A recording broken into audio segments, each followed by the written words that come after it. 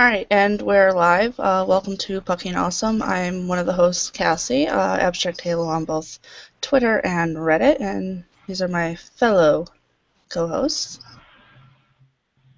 I'm Cora, technically Eeyore Zod. I go to by Velociraptor on Twitter, and I'm a Leafs fan.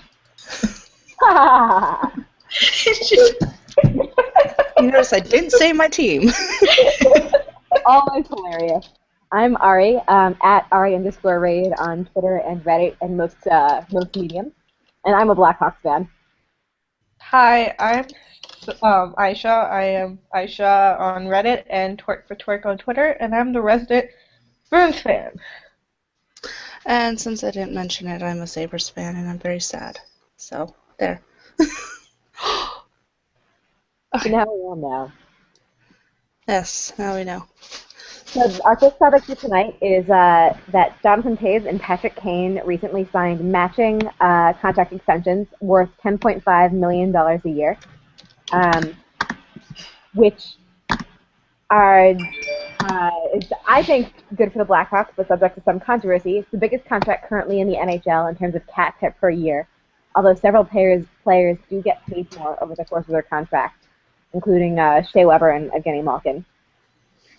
But before we go into that, we have our last panelist with us, Terry. Hiya, Terry. She may not be able to talk at the moment, but she'll be in. She's here. She's here in Spain. Here. But she's not introducing herself. So anyways, but besides the importance to the Blackhawks in the NHL and the cap situation, there's one more thing that's important about the Kane and Toews signing, which is that fellow panelist Aisha made another bet with me, which was that if Kane and Toews re-signed on the same team, that she would change her profile picture to whatever I wanted for a month. Oh, you shouldn't bet anymore. You know what? Don't ever go to Vegas. You know, I made another bet. I made a bet with Chris saying that Bruins wasn't going to win the Cup this year just because of my luck so far. In case you had not known, Aisha also bet with me previously and had to change her name to I Love Les Canadiens for a week. So I think that's over tomorrow. But if you have any ideas about what Aisha's profile picture should be for a month, tweet them at me or just tweet the ideas. I will take all considerations and decide by tomorrow morning. So this is a prime opportunity if you'd like to make Bruins fans suffer. Anyways. Besides that, what are your guys' thoughts on the Kane and Toews signing? Kathy, you want to start? Yeah, sure. My thoughts are that it severely handcuffs the team definitely next year, like the 2015-16 season. Arguments that the cap is going to go up, yes, it will, but I don't see it going up the minimum of $8 million it needs to compensate for just those two contracts, as well as retaining the talent that they have. I just don't see it happening without dismantling some of the core. I see that happening. I also find that the whole contract is ridiculously too huge. I get it if you get like one player 10.5, but getting two players on 10.5, it's just going to be another reason there's going to be another lockout. I'm just going to let everyone go before I express my opinion. Then again, sorry. It's not that the contracts are bad per se, and I'm not comparing them to anything else. Is this realistically the cap is not going to go up at least $8 million. It barely went up this year. Even with the Canadian TV deal, it's still not going to go up enough to compensate for those contracts just next year, as well as the rest of the talent on the team. Yeah, and if anything, we could the Bruins could be proof of how we overestimated how high the cap was going to go. It's not going to go that high up. Also, another thing is, I find it 8 years too much, especially for Toews with his concussion. Okay. I'm going to put it down right now. No, okay. He's really bad at treating his concussion symptoms. I'm just saying, 8 years for him is still too much. Even I think Bergeron's 6 years is too much for his concussion issues. Sorry. So here's why I actually think these signings are great. Yes, we're paying them more than a lot of teams are paying their star players. But the fact of the matter is, these are two of the 10 best players at generous estimate for other players in the NHL. And to keep that kind of talent locked up, you've just got to pay. I have no debate against that. I'm just saying it puts them in a real shit situation next year. In terms of this is what caused the lockout, I actually think that it's really not. Paul Kariya and Jaromir Jagr were making this 10 years ago, and the NHL's revenue has doubled since then, more than doubled, in fact. So I think that, simply put, we have to play star players more. It's going to go up every year, and that this isn't a totally ludicrous amount, considering what people have made in the past. Slash, like, I love Paul Kariya more than probably anyone else in the world loves Paul Kariya, and I think Jonathan Toews is a better center than Paul Kariya was. So, like, I mean, Paul Kariya scored more points, I will say that. But, you know, these are two incredible players in the history of the sport, and the Blackhawks had to keep them. It simply wasn't viable as a team to let them go. Furthermore, this is going to make it difficult for us this year and next year. This year, obviously, the contracts don't kick in. We do have to get rid of a player. We're still about 2.2 over the cap as it stands, with not all of our players signed. Or all of our players are signed, but not everyone called up already. So we're going to be more over the cap. We've got to trade someone. I am waiting anxiously to find out who that is, obviously. But as the time goes on, these contracts are going to look better and better. The cap, you know, it's going to look a little tight up against the cap next year. The year after that, you know, let's say the cap goes up $4 million next year. And the year after that, it goes up $8 million. Okay, it will have gone up a total of $8 million. It goes up $4 million a year. Not totally unreasonable. Right. You've already compensated for the contracts. So I think it's worth it to keep these two players. Is it going to make it a little bit difficult next year in terms of the 2015 season? Maybe. You know, maybe it's not. We're not going to win the cup that year. Maybe we're still going to make the playoffs and only make the second round or something. Like, Crimea River. But well, yeah. My concern is, and this is, they have to move money to make space. There's no. I mean, they have to do it this year. The problem is, almost everyone has no trades, no moves. And the one who doesn't is 35 years old and has 7 years left on his contract. No, a lot of people don't have no moves. I don't think Johnny Oduya has no move. He might have a limited NTC, but he definitely... Yeah, but that's kind of what I mean. Like, it's not like they can just pick up the phone and move them without getting approval. At some point, there's a hurdle. Yeah. No one that we're trying to move has a Spezza-type no-trade clause. So, you know, is it going to be possible that we can't make a deal with Edmonton? Like, maybe. But is it going to be possible that we can't make a deal with one of these players we need to move? I don't think that's the main concern. I also am not overly worried about our depth. We'll probably move someone on defense. We'll move Oduya, maybe Leddy. I really don't want us to move Leddy. Maybe even Seabrook. But we've got pretty great defensive prospects in the minors to move up. I'm hoping to see Adam Clendenning this year. He's been really terrific in the AHL. We may move... People have talked about moving Patrick Sharp. I have my doubts. I don't think we're going to move Sharp. But if we do, you know, Jeremy Morin is ready to score 10 or 15 goals probably at least. Which is not a full replacement for Sharp, but could be a good thing. I just don't think... People are talking about the Blackhawks like they're going to start missing the playoffs, and I think it's a huge overreaction to these contracts. It's not missing the contracts. It's not missing the playoffs. It's just it's going to limit your core and take away your core. That's what everyone's saying. I mean, if we lose one player from the core, which we're not going to lose more than one, we're either going to lose Seabrook or Sharp. Have we lost the core? I would say no. I would also say we lost way more than that after 2010 and did okay. Because we won the cup 3 years later. So, I'm just my concern is that in that first year of their contracts, there's gonna have to be salary taken out somehow. Yeah. You're gonna lose people. And they're already $2 million over the cap right now. Well, looking forward to come September, see how this all plays out. Yeah. We should expect, I will say, in the past several years, in fact, since the death of Bill Wirtz, it is typical to see trades happen before the Blackhawks convention. The convention starts on the 18th. So I got 4 days. it's Go all not out. impossible for the trade to happen after the convention, but one would expect that it would happen the next 4 days. I guess. Also, me and Ari have discussed this on Twitter. Taves is my neighbor. What? Huh? He lives in the building next to me.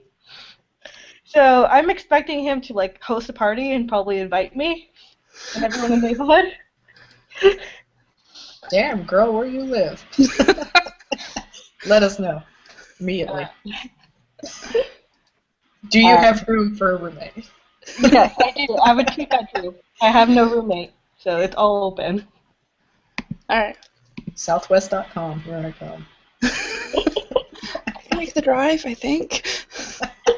Road trip. All right. So, a few other contracts we could talk about. The Devils signed Corey Schneider to a 7-year deal. I'm gonna get the numbers right here in a moment. Why am I so slow today? Okay, there it is. His contract will have a $6 million cap hit through it. The entire. So Corey Schneider is worth $6 million apparently. I mean, he's probably a better goaltender than Corey Crawford. You're not supposed to trash your own goalie. Yeah, but like, let's be real. He's okay. I mean, I don't know how I could say this. Well, I mean, there are goalies signed for $6 million, so. Yeah. I mean, Cam Ward is signed for $6 million, and I don't think he played that much last season. Well, he wasn't because he was injured most of it. He's always. Alright, Rask. comparables for Corey Schneider would be Andre Pavlik. Oh, God, yeah, he's better than him. Let's see. Let's look at quality goaltenders here. Jimmy Howard, Ben Bishop. Oh, well, no, okay, let's see here. Let me look for next year. I was looking at. Okay, it's I only mean, basically, Corey Schneider is a proven good goaltender, who is going to help the Devils win games. And now we have to pay goaltenders $6 million a year if they're even okay, apparently, since that's what's happening. Thanks to Rask. Okay. I think he played better than Brodeur last season. By a lot. But, I mean, But Brodeur also.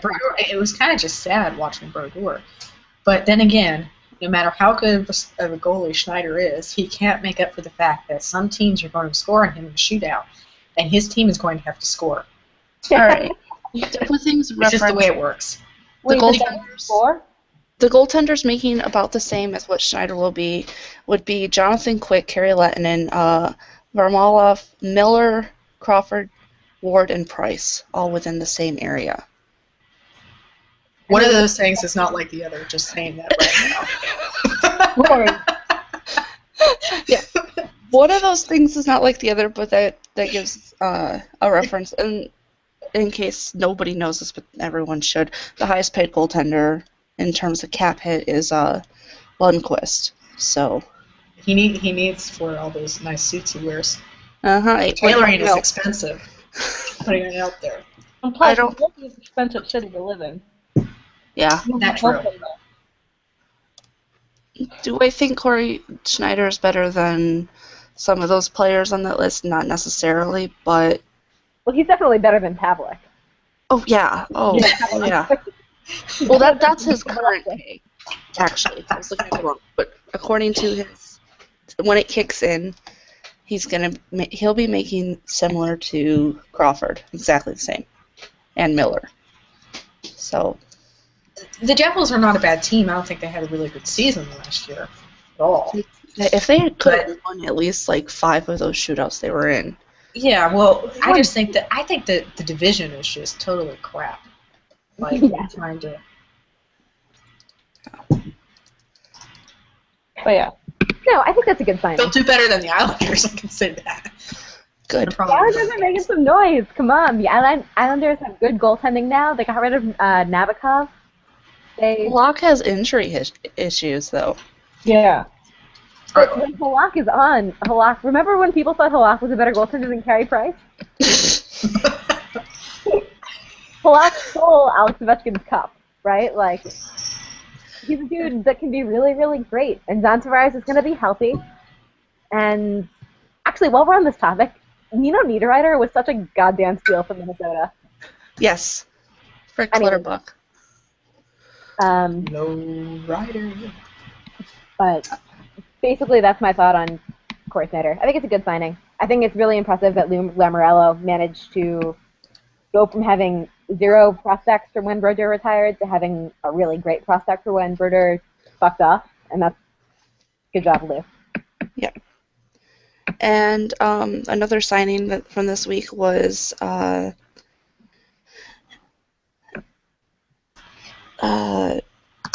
Danny Heatley signed in Anaheim for $1 million for 1 year. Yes, the fucking all-star. 14, yeah? Yep. Yep. So for $1 million, I think that's a pretty damn good deal. For the Ducks, right? Yes, what you for said? the Ducks. I could totally see like a total new thing where like the Ducks and the Sharks play like in the playoffs. And then either Sharks choke or then the Ducks like don't do very well or win and then somehow get beaten by the Kings again. I'm just saying the Ducks are just a playoff team. They're not a cup contender, so. They got a lot better with the addition of Ryan Kessler. We will see. I know, but they're They not. look better. They look better, but I still don't think they're a cup contending team. Ryan Kessler is gross. Don't say he's attractive. He's gross. He's Ryan Kessler. Ew. I Well, think like that's just your opinion, man. I think what's going to matter for the Ducks is if their goaltending can straighten itself out, because they're running young guys. Yeah, Gibson. Hackman. He's pretty awesome. No, not. Oh, Well, they've got Anderson on their chart, but It was Gibson in the playoffs, wasn't it? yeah, like 22 years old or something. yeah. So their Right. goaltending situation's a little iffy, because young goaltenders need something. So Yeah. It's hard to bet the future of a team on a goaltender you don't have a big sample size on, but I think the Danny Heatley signing was worth a shot, you know. Either he's really motivated and playing for a contract. It's similar to the Manny Malhotra signing in Carolina. Yep. He's going to be really motivated. Hopefully he's playing for a contract. If it doesn't work out, it's $1 million. It's over in a year. Fuck it, right? Like. And he gets to live on the beach. Or close to it, probably. Yeah, I'd be a little worried So- about him living in LA if I was management, but No, Orange County. well, he Yeah. could live in LA. Have fun with that. But, you know, he's going to be getting passes from Getzlaf and Perry, probably. He'll have some power play time. all right. Another contract that was signed was a re-signing of sorts. Steve Ott is staying in St. Louis. Thank God. 2.6 for 2 years. I don't think he's worth it. Yeah, he's not. Oh, enjoy that, St. Louis.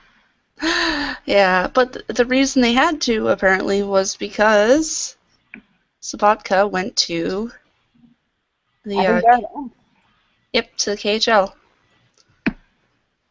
So Reportedly, there was a $300,000 difference between Sabotka and St. Louis, which, if I'm a St. Louis fan, drives, which clearly I'm not because I have taste and distinction. I feel gross.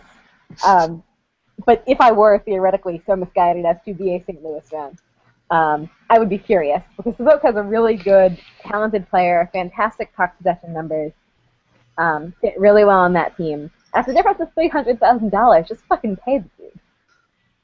yeah, and I don't see Ott is not a good thing for that team. I don't. You can argue it all you want. When Ott was playing for the Sabres, and I don't have the stats off the top of my head, but there was like documented that when he was on the ice, he made the team worse. That takes talent. Especially for the Buffalo. That's Yes, when he was on the ice, he made the Buffalo Sabres worse than they were.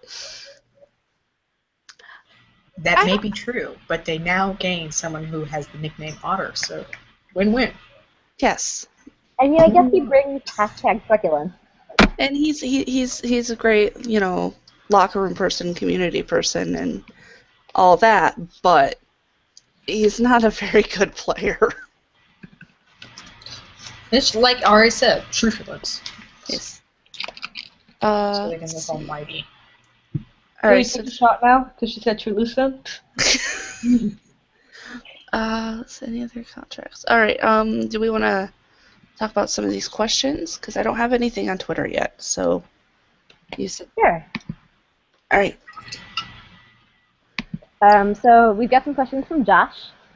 His first question is, what are our thoughts on the Stamkos to Toronto rumors?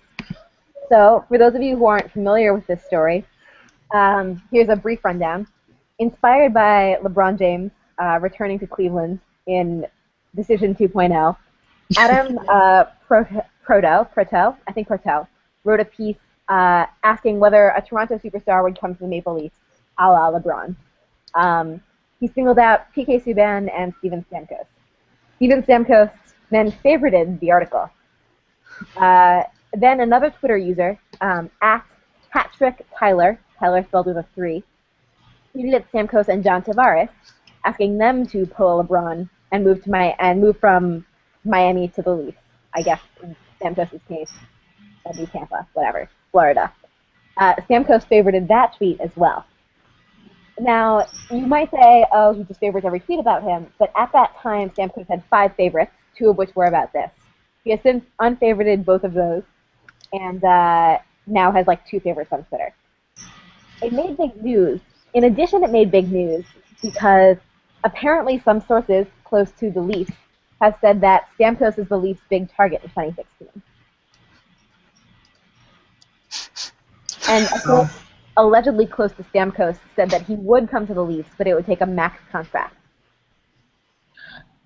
This is why I don't read gossip sites, and I generally stay out of celebrity culture. This is just like the same thing.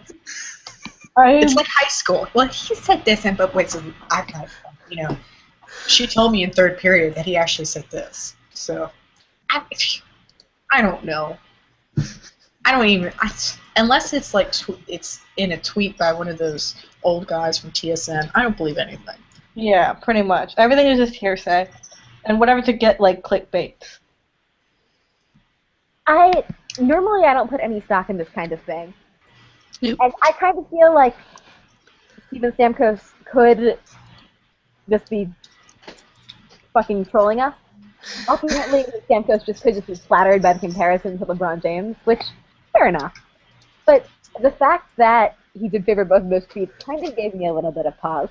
I guess he has nothing tying him to Tampa so much. But it would just be devastating for Tampa fans. Yeah. Vinny LeCavalier, who was sort of Tampa's hero. Then they lost Martin St. Louis in just a brutal trade, although they got a pretty good return on it. And then to lose Steven Stamkos, that would really make me feel for Tampa. I think they would burn the city. Why would anyone go from Tampa, which actually has a chance of winning the cup, to Toronto, which is pretty much a laughingstock? No offense. It's sad because it's true. Yeah. Like, why would you throw away his career like that? He has yet to win the cup.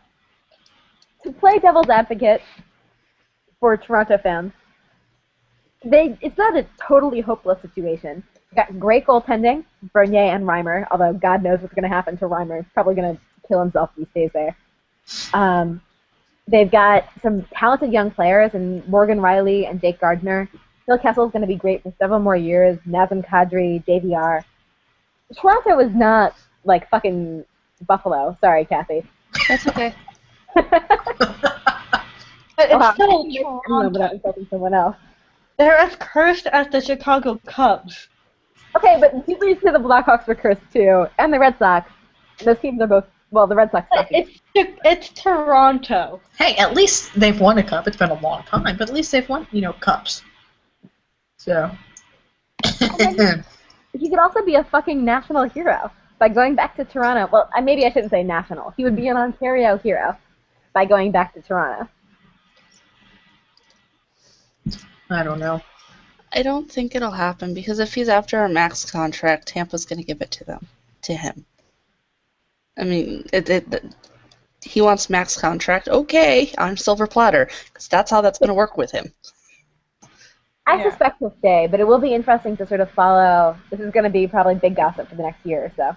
Yeah. So it's going to be all the NHL people who are hating on LeBron for his little decision making. So this is going to be like NHL's LeBron 2.0. I won't believe it until we have multiple ESPN tweets talking about it. Well, sub out ESPN. All during SportsCenter as well. Okay, if you sub out ESPN and put like sports or TSN and something, then yeah. Stamkos Watch 2016. Yeah, exactly. Everyone's officially on Stamkos Watch 2016 now. Okay. Yep. Another question we had was, what % done are you with the off-season R hockey threads? I have yet to check our hockey. I saw one yesterday that said which animal would be suited for playing hockey. I maintain a lion. I say a penguin. I say a human. I think someone from the NFL one. Yeah, it was bad. There have been some creative ones. What was it? It was if you had Darren Dreger's Twitter password, what would you tweet in order to stir shit up? That was interesting. That was new. That's a pretty good one. I'm waiting. There hasn't yet been one that's absolutely fucking off the wall, a la, if I eat a puck, would that hurt me? So I think the best is still, if you haven't read the if I eat a puck, would it hurt me? It is the best thread ever on our hockey. It may be the best thread on Reddit ever. It's truly incredible. So I think the best is still yet to come. And it was from 2 years ago? Yeah.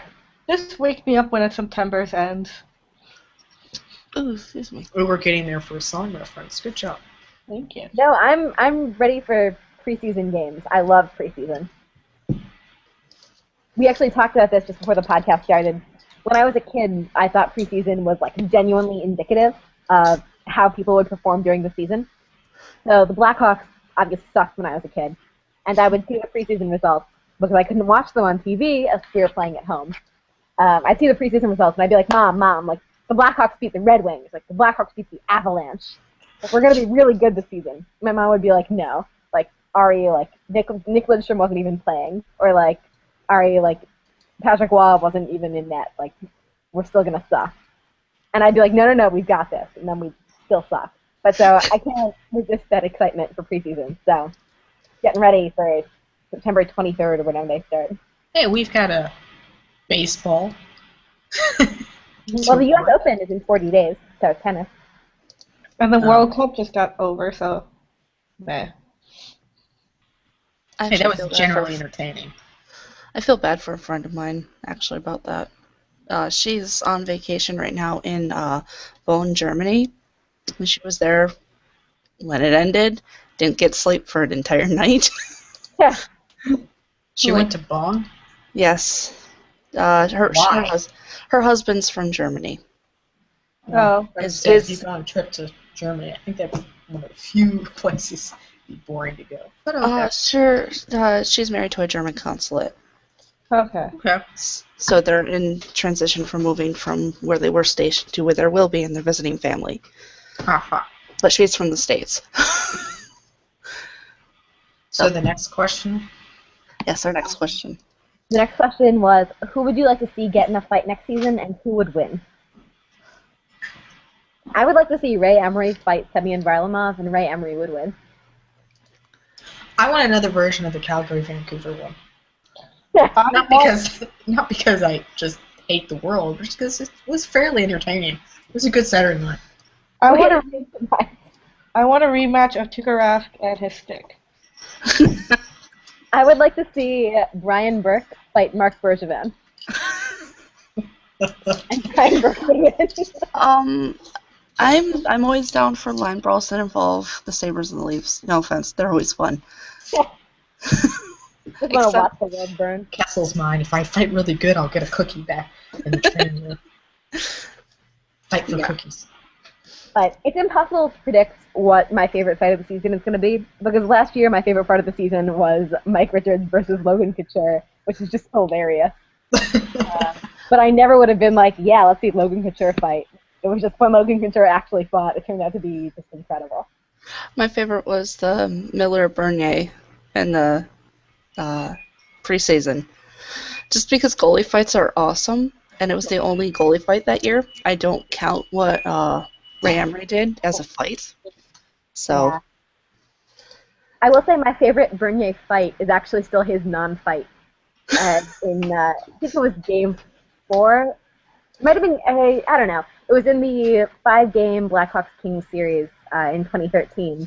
And Bernier wanted to fight, and Crawford was just like, nope.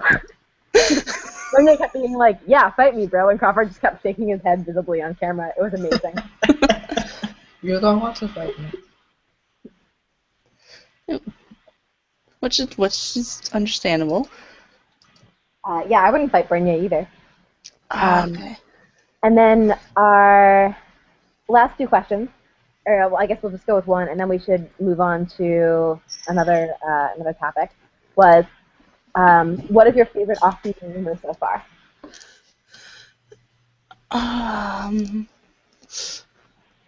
Off-season move. Rumor? Mine would be the fact that Bruins have moved on from enforcers when we went and we signed a few enforcers. My favorite rumors have been the ones that direct all the shitty players away from Buffalo. So, like, every time we get a Steve Ott's coming to Buffalo, and then when there's a rumor saying that he's not, I like that rumor. So those rumors are my favorite. I particularly like the ones where everybody, the whole fan base, just collectively wants to fight. A la the Dan Cleary one with Detroit. A la John Scott with Sharks. It makes me happy because at least I know while I'm in pain, I can see others in pain as well. Yeah. I guess I have two favorite kinds of rumors. I have the kinds of rumors that are good for me, and then I have the kinds of rumors that are just straight up hilarious. So my favorite rumor that's been straight up hilarious is a lot of people are talking Martin Brodeur to Chicago. Ha ha ha ha ha, no. Not happening. And the weird thing about that is that's been a rumor for like 3 years. I remember in the 2012 offseason when Zach Parise was signing, they were like, well, Zach Parise is going to come to Chicago. And I was like, no. And they're like, Zach Parise is going to come to Chicago, and so is Martin Brodeur. And I was like, no. And it's still a thing. So that's probably my favorite rumor. Yeah. My favorite off-season event is Claude Giroux sexually assaulting a cop. I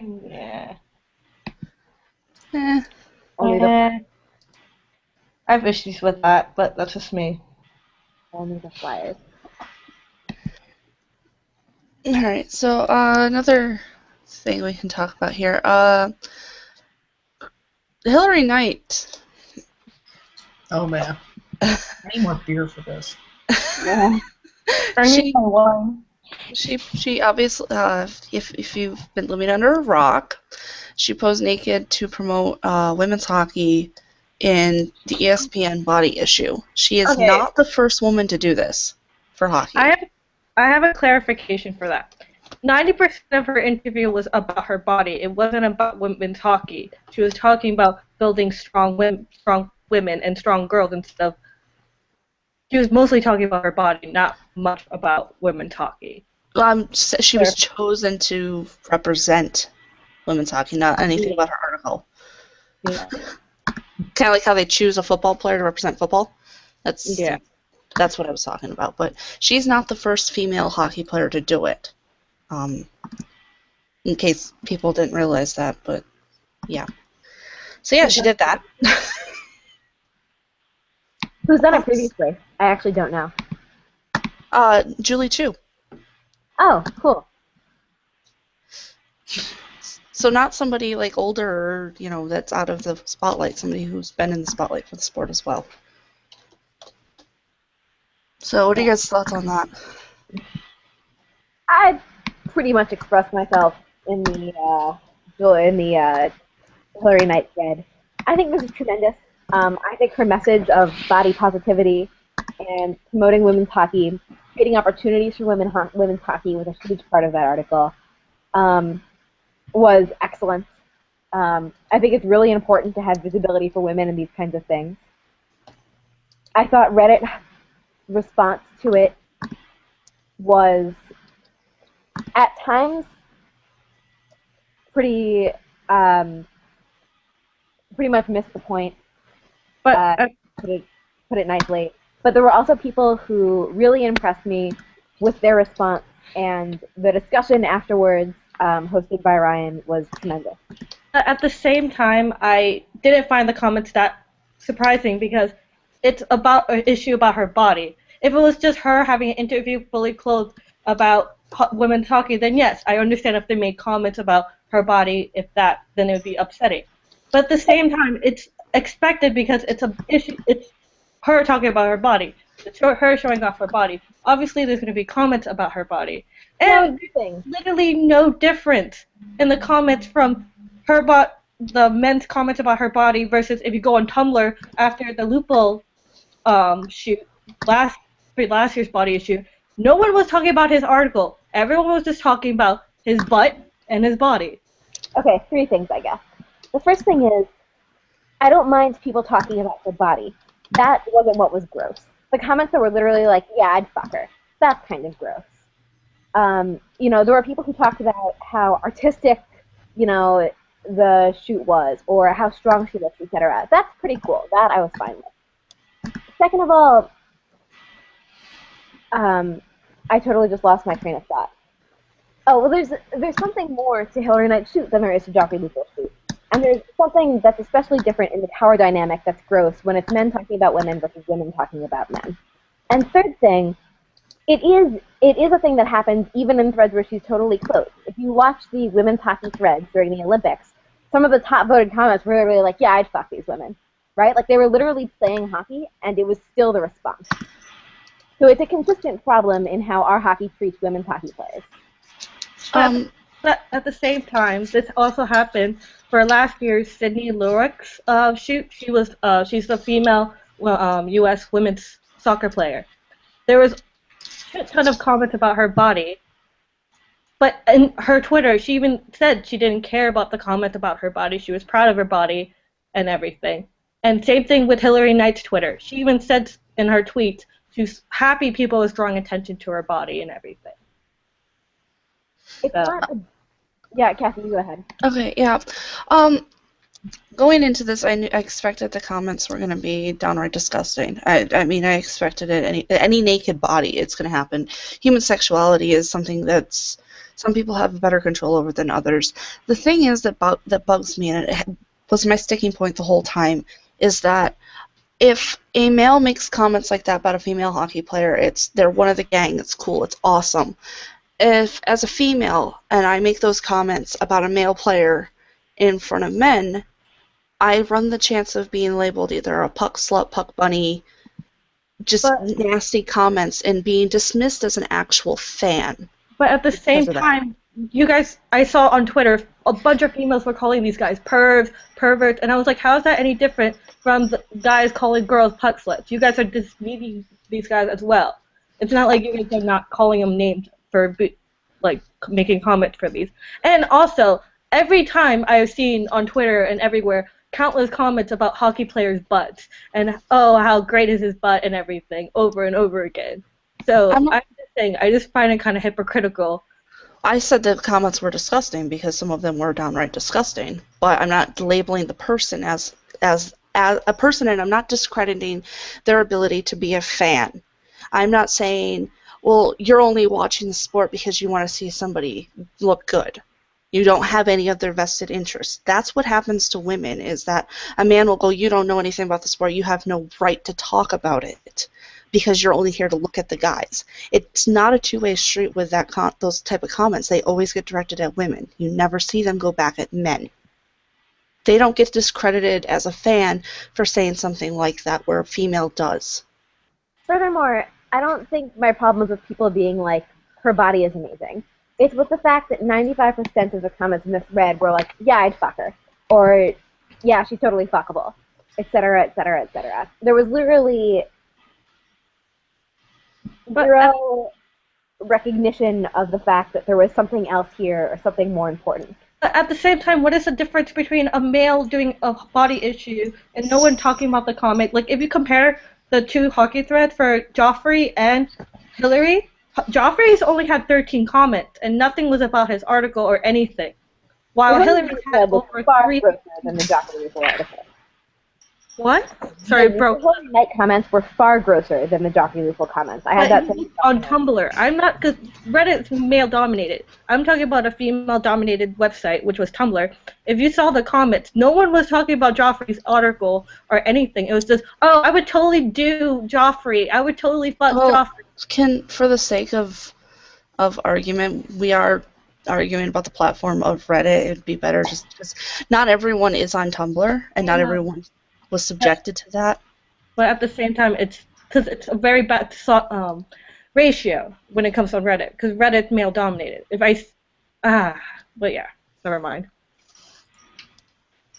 I was just comparing the two, because Tumblr's female-dominated website. My point was that it doesn't, I mean, it's not equal. I can't make comments. I can't look at a male player and go, ooh, I'd like a piece of that, without possibly running the risk of being dismissed as a fan and not knowing what I'm talking about. Where a male can, and they're still considered a decent fan. That was my concern. It just doesn't go back and forth. Mine was just, I was just like finding the whole double standards versus a guy and a girl thing. I don't think it's a double standard. I think it's fundamentally different when Joffrey Lupul does this versus when Hillary Knight or Julie Chu does it, because there's a difference in how society treats men and women's hockey. But I don't think we're going to come to a conclusion on this, and I think we should move on. Yeah. So I think that, unless we have questions, Kathy? Oh, we have a question. Yeah, go for it. Besides your own, what team do you want to see succeed next season? And who's that from? That is from Daniel. At Jumped a Shirk. Thanks, Dan. Dallas. No central teams. Can I say Minnesota? Yeah. Can I say Tampa? Sure. Am I the only one who has like no locational? Dear Dallas, I cheer for you, Dallas. And I have no connection to the state of Texas. I've only been in the airport. Multiple airports, but there you go. Go Dallas. I'd like to see, I answered this question just a couple days ago and I've already forgot what I said. I'd like to see the Islanders do well. No. Well, the Metro Division needs a third team to be in the playoffs. Not the Islanders this year. Who could have been the third team in the Metro then? Because it's the Rangers and the Penguins and the Flyers. The Blue Jackets. I'd like to see the Blue Jackets do really well. Yeah. Prove it's repeatable. I'd like to see San Jose do well. Sorry, San Jose. She just cursed you, San Jose, just to let you know. And I'd like to see, well, last year I predicted that Tampa was going to make the playoffs, and they did, so go San Jose, go. I mean, it's their division. It's the Pacific Division. It's only California teams competing for the playoffs. Vancouver's going to be better this year than they were last year. I still don't think they're going to make the playoffs. They're either going to get really close to it or not do it. Those are the three options, basically. I just want the Islanders to do bad so their pick is good for us. And I'd also like to see Nashville do well, because I'd like to see Shea Weber happy. So Nashville #1 in the Central Division. Okay. Yes. No, not Nashville well, actually, sure, Nashville #1, that's fine. I'll play Nashville second round. Sold. Done. Oh, Alright. I want to see Calgary do well. That's not going to happen. I want to see Calgary do well because I love watching Monahan play. I'd like to watch Brian Burke's existence, but Sonic. we had another question, which was non-Homer opinions only. Which season opener are you most looking forward to next year? And I would say I am absolutely most looking forward to San Jose, LA in LA. Lol. Oh wow, they're doing that? Yeah. The banner raising is against San Jose. Well, that's gonna be worth watching. Yeah. Talk about motivated to win the game. Should be a really fun. It's good that they're doing a really great banner raising for LA. I'm really jealous because ours last year was against fucking Washington for no reason. It was just Blackhawks versus Capitals. It's like, this doesn't mean anything except making your Veskins sad. Yeah. Mine is gonna be Tampa versus Florida because I'm gonna be there because I'm gonna be my first game of the season. And I just like Tampa versus Florida because it's always a goal fest. Like, usually, I think the average goals for last season's series was 7 goals per game. No one knows how to goaltend in those games. Well, the Battle of Alberta is also on opening night, so that should be interesting. Winnipeg versus Arizona. And then there's also Bruins versus Flyers. And Montreal, Toronto. Montreal, Toronto is always a good game. That was. I'm already drinking. Yeah. And there's Minnesota, Colorado. Oh. Yeah, there are a couple. The only one I knew was the Leafs, Avs, but then that's typical. So. And then I asked a question on Twitter, which we got some responses to, which was, which team, besides Calgary, of course, is the most truculent? Which I asked, inspired by the Ski-Bot signing. The responses were encouraging. Chris at Crazy Knucklehead said it was San Jose. They have Mike Brown and John Scott. Jess said that she would cry forever. So that was encouraging. She'll be crying all season. Yeah. Mary, or Maria, said, her Twitter handle's in Russian, so I always fuck it up, but it's Maria, said it would be Toronto because of their proximity to #Mimico. Toronto also has such charming players as Fraser McLaren, so it's certainly possible.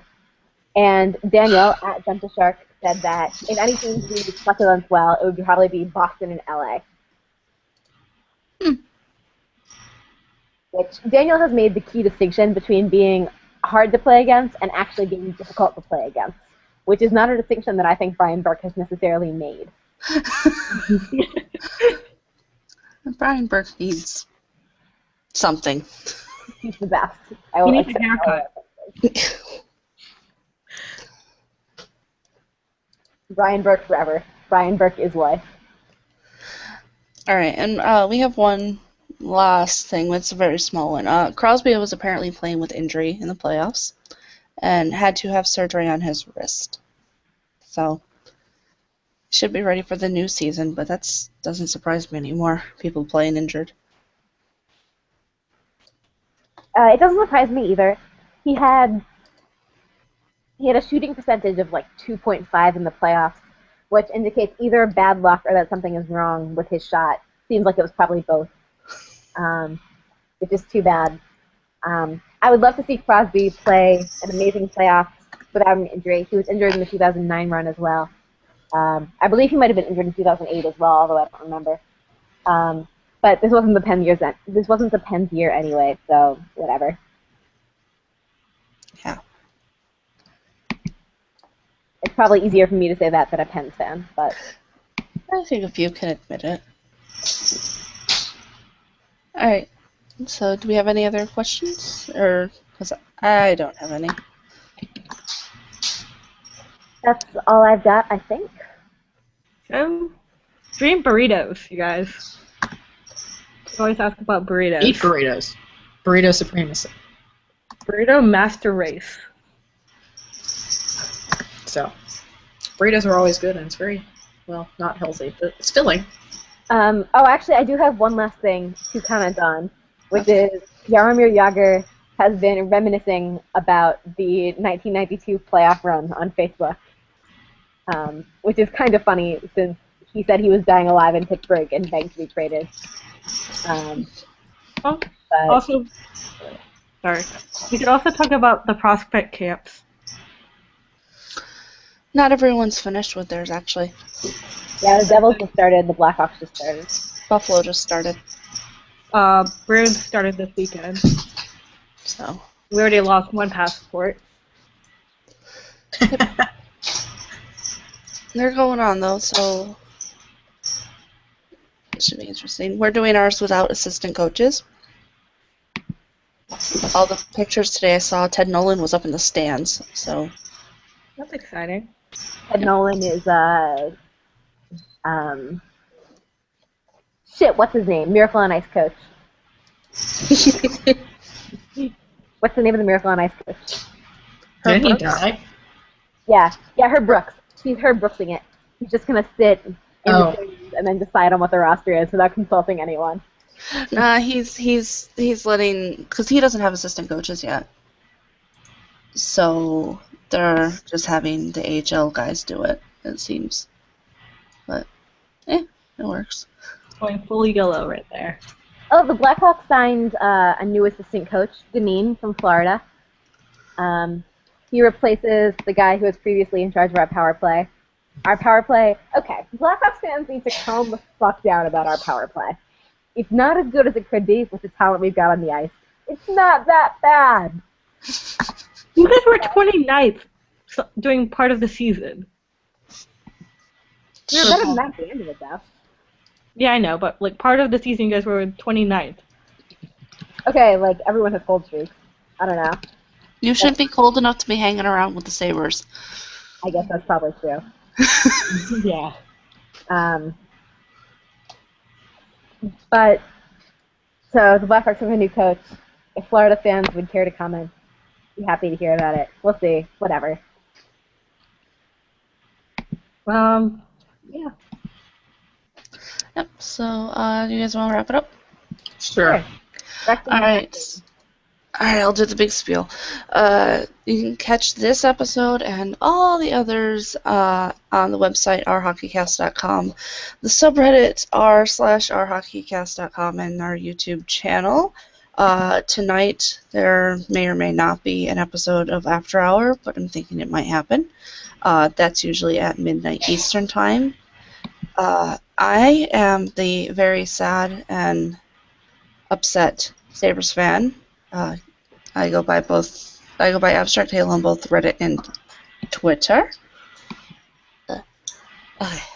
You guys? I'm Velociraptor on Twitter and Borzon on Reddit, and yeah, I'm a hockey fan.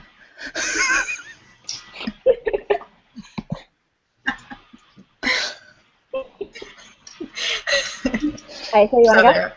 Oh yeah, I'm Aisha. I am Aisha on Reddit and Twerk for Twerk on Twitter, even though my name makes it seem like I support the Canadians. I actually support the Bruins. Don't let the name fool you. But yeah. I'm Ari _raid on Twitter and Reddit. Thank you guys so much for listening during this somewhat dry spell that is the off season, and we will see you all next week. Au revoir. Right.